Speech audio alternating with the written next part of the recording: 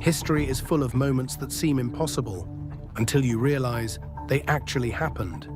Coincidences that go beyond belief. While many people insist there's no such thing as fate, history itself offers jaw-dropping examples that defy logic.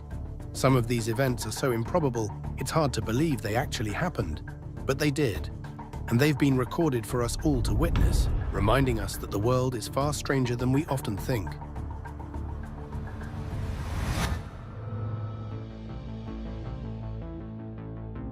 In 1981, South African astronomer Daniel du Toit gave a public lecture on how death can strike at any time, warning his audience that no one knows when their final moment will come.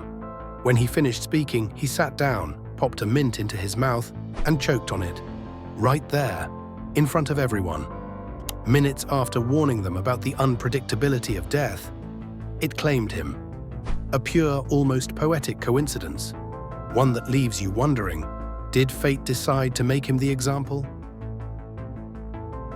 In the late 1800s, a man named Henry Ziegland broke up with his longtime girlfriend in Texas.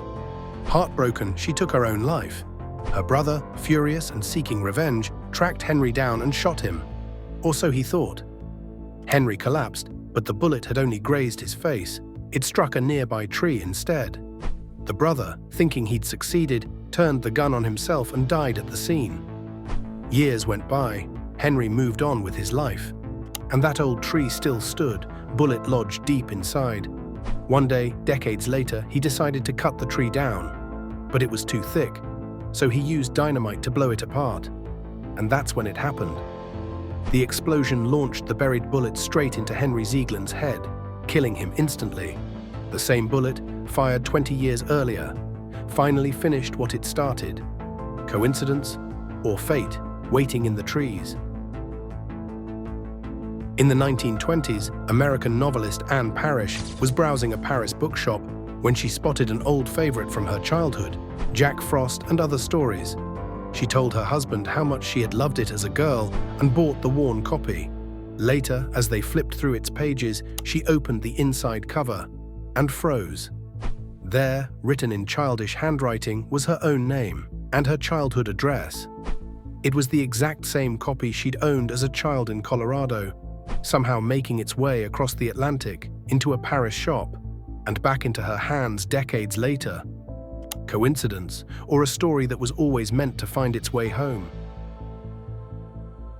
On the night of September 29, 1888, Catherine Eddowes was arrested in London for public drunkenness. When questioned at the police station, she refused to give her real name. Instead, she smiled and told them, "My name is Mary Kelly." A few hours later, she was released. Before dawn, she became Jack the Ripper's fourth victim, murdered in Mitre Square. But the strange twist came weeks later. On November 9, 1888, the Ripper struck again. His final and most brutal killing was of a woman named Mary Jane Kelly. Had Eddowes unknowingly spoken the name of the next victim, or was it just a grim coincidence written into the Ripper's legend? The odds of being struck by lightning once in your lifetime are roughly 1 in 500,000. The odds of being struck twice, astronomically lower.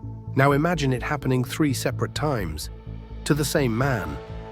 Major Walter Summersford, a British officer, seemed to attract lightning like a magnet.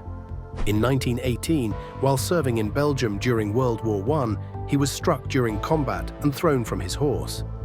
6 years later, in 1924, lightning struck him again while fishing, and in 1930, while walking in a park, a third bolt hit him, partially paralyzing him.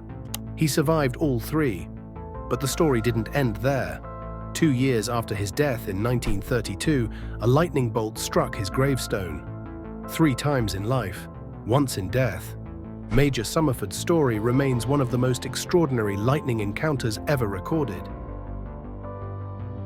The assassination of Archduke Franz Ferdinand in 1914 is often called the spark that ignited World War I. But a small, almost forgotten detail still chills people more than a century later. The Archduke was riding in a car with the license plate A3118. At the time, it meant nothing. Just part of the Austro-Hungarian system. A for Austria, 3 for the district, and 118 for the vehicle number. But after the war ended, someone noticed something strange. A3118 could be read as Armistice, November 11th, 1918, the exact date the war came to an end. It wasn't planned, it wasn't symbolic, but there it was, on the very car that carried the man whose death started it all. Coincidence? The Hoover Dam stands as one of the most ambitious engineering feats in American history, but building it came at a cost. Over 100 workers lost their lives during its construction, and yet 2 deaths stand out. The first death occurred on December 20th, 1922, years before construction officially began. A government surveyor named J.G. Tierney drowned while scouting the Colorado River. 13 years later to the day, December 20th, 1935, the final recorded death tied to the project was his own son, Patrick Tierney. 2 men, father and son, the same date, the same river, and the same fate. Among all the accidents, all the tragedy, this one coincidence continues to stand out. Just bad luck, or something strange left behind in the foundation. In 1953, Chicago newspaper columnist Irv Kupcinet traveled to London to cover the coronation of Queen Elizabeth II. He checked into the Savoy Hotel. One evening, idly exploring the room, he opened a drawer. Inside was a small collection of personal items, all neatly labeled with a name. Harry Hannon. Harry wasn't a stranger. He was a Harlem Globetrotter and one of Kupcinet's close friends.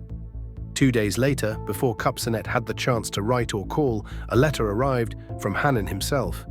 He'd just returned from Paris. While staying at the Hotel Meurice, he'd opened a drawer in his room and found a tie. The label on it read, Irv Kupcinet, 2 friends, 2 different countries, 2 iconic hotels, and in each, a drawer holding the other's belongings. What are the odds? And those were just a few of the strangest coincidences ever recorded. Were they truly random, or is there something deeper at play? Patterns we haven't figured out yet. Either way, they remind us how unpredictable, eerie, and sometimes even poetic reality can be. If you enjoyed this dive into the unexplained, there's plenty more waiting, because you never know. Your next click might lead to the next strange twist.